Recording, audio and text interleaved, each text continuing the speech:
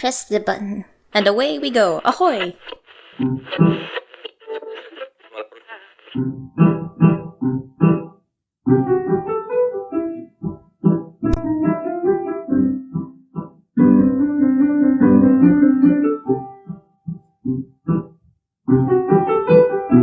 My hands fumbled for the doorknob to the hotel room. As soon as I opened the door and entered, I let out a breath I didn't realize I had been holding. I went straight to the bathroom, my own thoughts screaming at me. Even the rain hammering on the window wasn't enough to drown them out. Before daring to look at my own reflection, I turned on the tap and began to scrub at my hands furiously, adding more and more soap until it became a thick layer.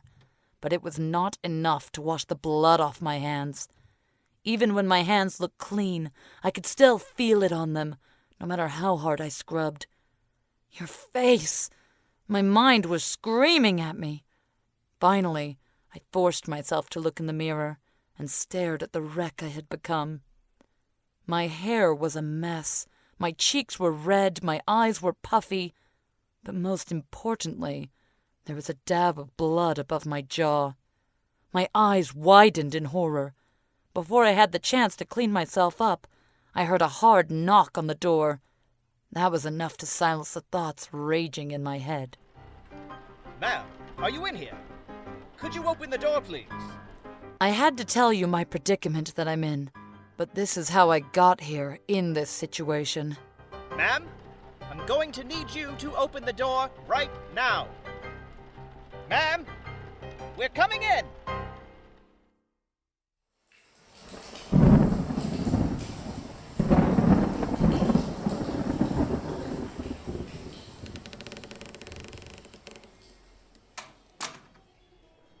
Good evening, ma'am. Quite the storm we're having. Can we get you a towel? Yes. Right away. Are you checking in? I'm staying in the room with my husband, George Hamblin. Of course. Do you have any bags, ma'am? Thank you, no bags. They should already be in the room. Ah, he is expecting you. If there is absolutely anything we can do for you, do not hesitate to call me at this desk. Dial 0 for the desk. Room 707. Beautiful view of the skyline. Bellhop? If you follow the bellhop, he will escort you there. Have a good night, ma'am. You as well. The elevator took us to the 7th floor. As we ascended, I could see across all the halls and out the windows. Sure enough, the view got more magnificent as we got higher up. We got to the 7th floor, walked down the hall, and there it was. Room 707.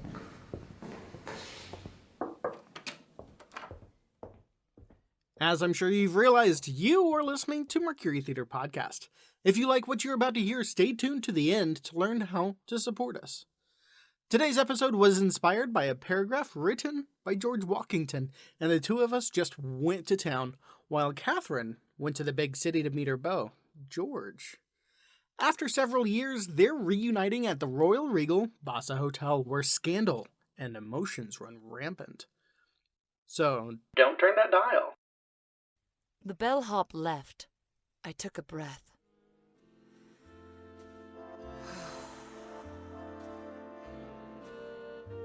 It had been 12 years since I had last seen George in person.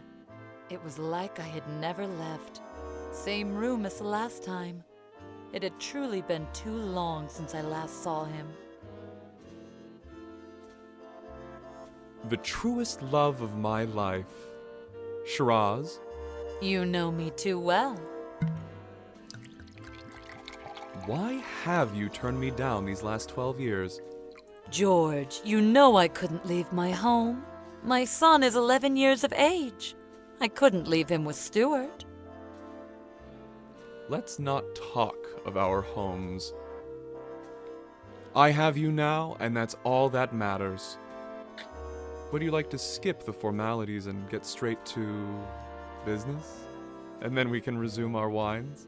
You haven't changed a bit, George.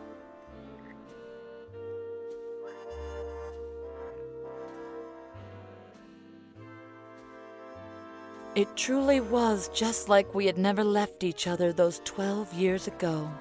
He was the man I had always loved, even after having 2 children with my husband. He was out on business at the time, and the children were with my parents.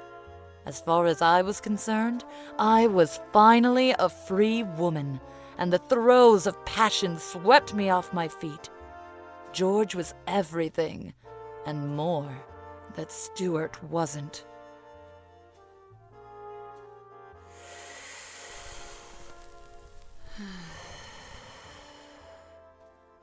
My first smoke in 12 years. Someone must be a bad influence on you. I wonder who that may be. Should we order in? No, George. Let's get out. There was a diner just down the lane. I'm never in the city anymore. While it's raining? Yes, George. Please. If we are to go out, there's a special place I'd like us to go. Arrange us a cab, will you? Room 707. Splendid. I hope you brought a dress. With Stuart's hand on the checkbook, I couldn't possibly afford to go to a place as grand as this, especially not since the wedding. George, on the other hand, was doing everything I wished I could do, with no expense spared. Our cab dropped us off at Emerald Restaurant and Lounge. It's still here. It's still here. Shall we? Allow us to take your umbrella and your coats. Thank you, gentlemen. The restaurant was beautiful. The table still had gorgeous candles on it, placed in these golden candlesticks, just as I remember it from years before. George, being the romantic he was, didn't hold back. He gave me everything I needed, everything I had craved for so long. Attention, touch, romance. Oh, the romance. Ma'am, I'm going to need you to open the door right now. I'll be right there. Let me put my clothes on. Where is it? The music here is wonderful. You're wonderful. It has been too many moons since last I gazed into your eyes like this. I can't remember the last time I've been so happy. Have you gotten married yet, George? I thought we agreed. No talking about home. We can't keep our entire lives secret from one another. Is there a Mrs. George Hamblin? There's no Mrs. at home. There was, but she's out of the picture. What happened? Where did she run off to? She learned about us. You were still talking about us? 12 years ago. You were married 12 years ago? Our agreement has always been not to talk about home, Kat. Do you mind dreadfully if we go back to that? The breast of chicken a la rose is too delicious not to savor. I couldn't fault George. We had always agreed that we would keep our families and home lives separate from the equation. He would never be able to take the news that my son wasn't just my son. George was more forthcoming than I had ever been. There was a certain charm about him that was so alluring in every way that mattered to the two of us. I washed up and returned to the man I had been dreaming of for these past 12 years. I chose to throw aside any concerns that didn't pertain to us.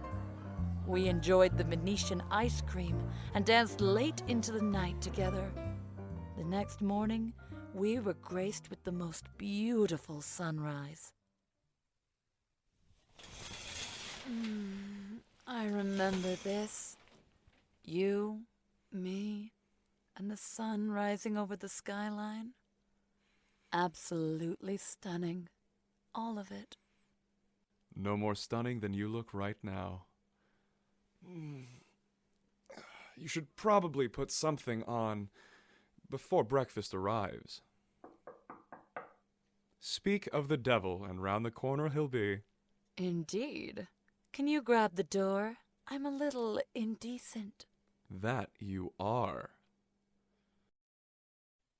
Good morning to you, too. This looks right. Thank you. And here's a little something for you, too. No, not at all. I'll take it to the missus. Good morning. Here we are. My stars. It looks delicious. There is a reason this is our hotel every time we see each other. The only one deserving of housing. The only you. Shall we? Certainly. Ma'am, we're coming in! Oh, thank God! I couldn't unlock the door for some reason. Ma'am, are you all right? My bellhop informed us at the desk of your situation. Do you mind if I take a look around? Not at all. Feel free. My bellhop tells me you looked right afraid for your life. Is there anything we can help you with? No, I appreciate your concern, sir, but I seem to be doing just fine on my own. Your husband? My husband? Yes, your husband, George. Do you know where he is? Yes, George. He's at CP Park. He wanted to take a stroll. George was at Captain Pritchard Park. I made certain of that. The clerk was getting quite meddlesome, and I was not in the mood for questioning. Will that be all, mister? I apologize, ma'am. I assure you that this is not customary treatment of our guests. I should hope not. I expect you will be compensating us for the harassment. Of course. Last night's bill is taken care of. Entirely compliments of the hotel. Checkout will be at 11 a.m. Unless, of course, you need another night's stay. Not at all. We'll be out by then. For your stay at the Royal Regal Bassa Hotel.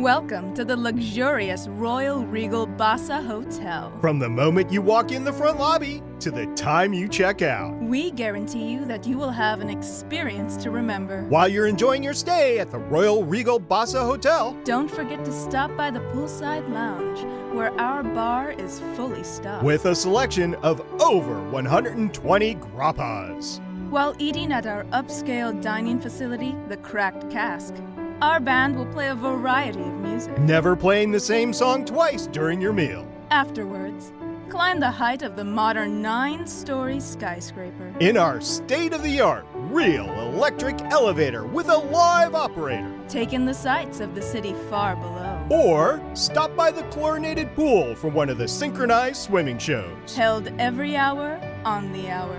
Enjoy your room with turn down for what service. And overnight services for the gentlemen. Wink. Ew. Enjoy the simplicity we all remember of the 1910s. And enjoy your stay at the Royal Regal Bassa Hotel.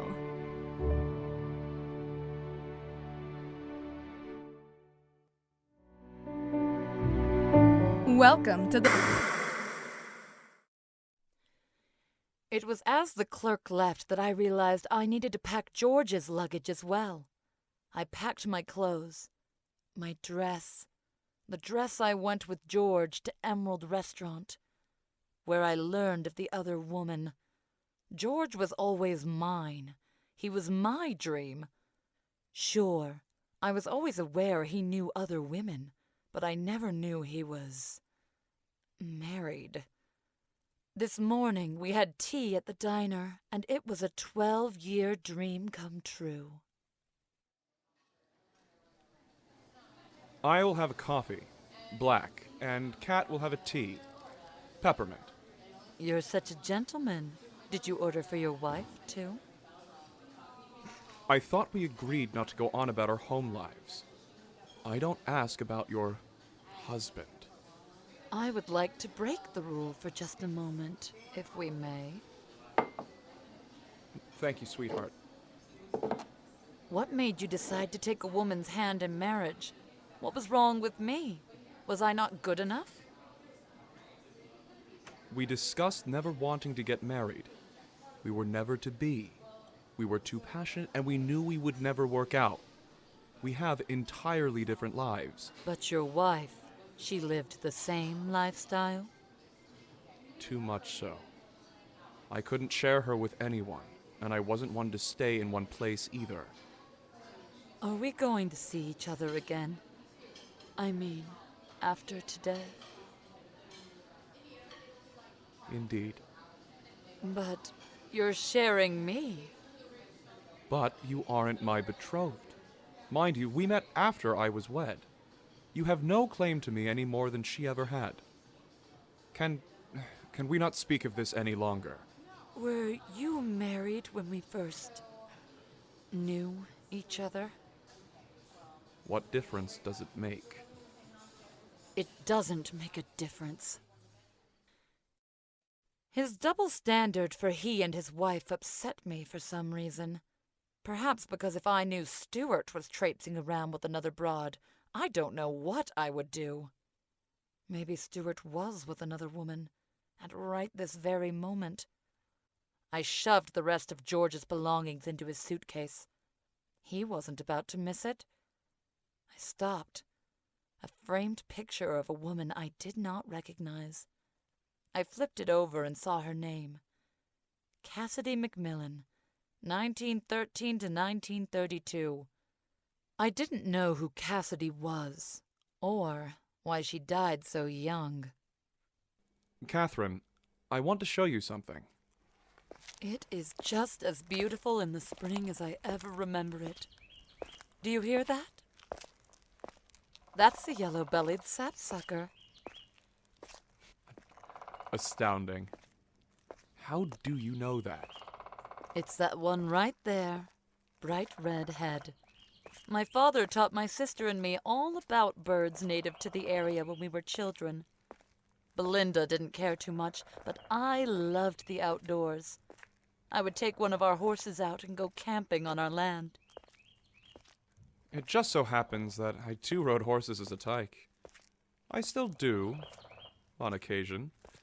I have a couple of quarter horses, and I take them around whenever I stay at my summer home in Pennsylvania. They don't race, but they will do short hurdles. I had no idea you had horses.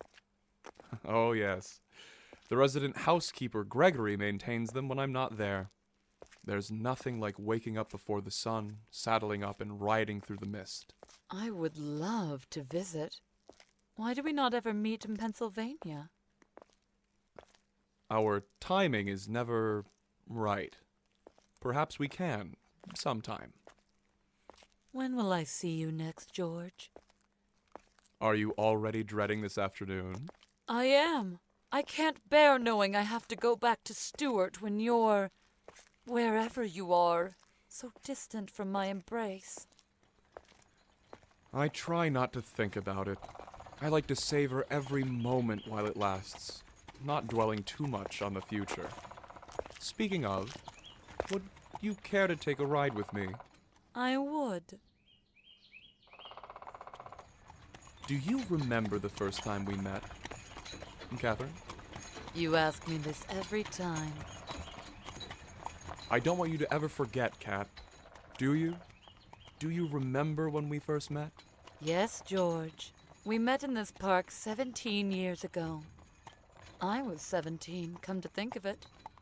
I was wearing that baby blue dress I just got with my mother across town. You were standing across the crowd. The first thing I noticed was your fancy French mustache and three-piece suit. You were so suave. You were the most handsome man there. You looked out of place among all the dirty men. You can't look as filthy as the men who work below you. It commands respect. Indeed. And you commanded mine with your eyes. I immediately knew something was different about you. The 47th story of the Fielding building was completed that day, and I had given the fellas a night on the town just so we could be together. Alone. You paid all of them off just so I could be with you? I did. Well, Well, what? was I worth it? Of course. If I had to do it again every day of my life, I would. Then why didn't we? We agreed that we were headed in different directions with our lives. You wanted to settle down and have kids. I didn't. But then you got married. I was always married, Catherine. I was always married, all right? We met that first time, and there was a wife waiting for me in Pennsylvania. Is there one waiting for you in Pennsylvania now? I'm not married anymore, if that's what you're asking. It wasn't in the cards for me. I thought it was, and then I realized I don't live monogamously. I can't stay faithful to one woman, and I can't take a woman going off for other men. You can't fault me for that, Kat. Look at us. This is everything we've been trying to avoid. We kept our other lives where they belong so we couldn't get jealous. You and I were perfect for each other because we were distant and we burned with passion. Always staying at the same hotel. We had a routine. And I think that is past. We had a good run. What are you saying? Are you saying you're calling us off? Coachman, can you drop me off here? You don't get to walk away like this never happened, and that this was none of your fault. I'm not saying it's none of my fault. I take full responsibility, but because I want to keep our memory good, I'm going to walk away. And I beg of you, Kat, to let me. You are the only one who was ever allowed to call me Kat. You can't just leave me here in tears. There were never going to be tears. There was always going to be tears.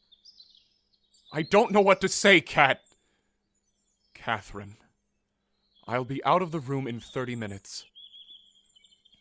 What happened to your wife, George? Why did she leave you? Cass didn't leave me. Cassidy McMillan, 1913 to 1932. There's no Mrs. at home. There was, but she's out of the picture. But your wife, she lived the same lifestyle? Too much so. I couldn't share her with anyone, and I wasn't one to stay in one place either. I didn't give her an opportunity. You didn't! You should have left, Kat. I begged you to go back home, but you crossed the line.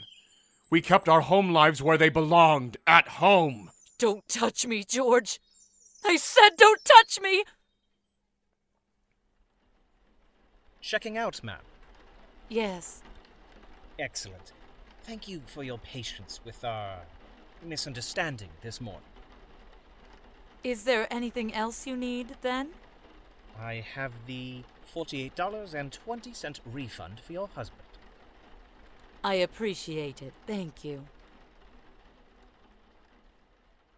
Flying on the plane back to home, back to Stuart, I can't help but reminisce on the times George and I had together.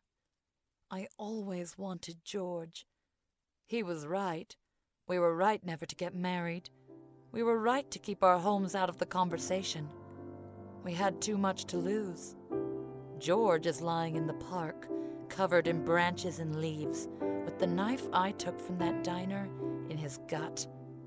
I couldn't let him threaten me. I know this story will come as a surprise to you, and for that, I apologize. After nearly 50 years since my final weekend with George, I finally lay on the bed where I too will breathe my last breath. When George was found in the park a week later, I was already back at home, tending to you and the man who has been a good father to you, Stuart. I realize I haven't been a very loving mother to you, the way you have deserved. Perhaps this is because you have always reminded me greatly of your father. The mischievous smile of yours, or the way you laugh with authority. It was never your fault, George. Forgive me. I have always loved you.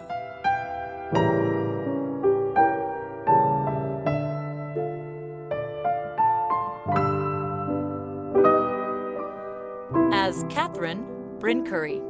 As George, I'm Landon Lawrence. As the clerk, Matt Michelson. As narrator 1, I'm Kitten B. Trippin. As commercial narrator number 2, I'm Stargate Pioneer. Our theme music was written by Joseph Weatherford and was used with permission, and today's musician is Nathan Mills. If you'd like your musical talents to be featured on an upcoming episode, email me for the sheet music or simply find it on our website.